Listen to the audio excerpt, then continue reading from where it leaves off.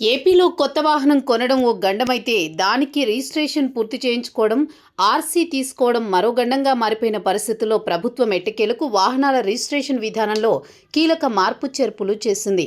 ఈ మేరకు కొత్త వాహనం తీసుకున్నప్పుడు దానికి కట్టాల్సిన పన్నులన్నీ కట్టేసిన తర్వాత వాహనదారులు ఎలాంటి ఇబ్బంది లేకుండా రిజిస్ట్రేషన్ పూర్తి చేసుకునేలా ఈ మార్పులు చేసింది.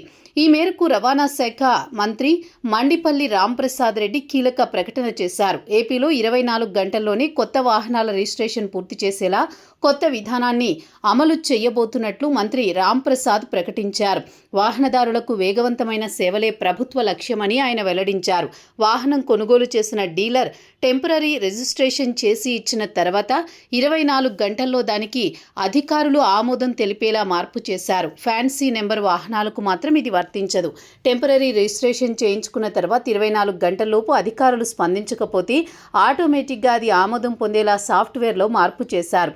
దీంతో శాశ్వత రిజిస్ట్రేషన్ నంబర్ జనరేషన్ 24 గంటల్లోనే పూర్తి కానుంది.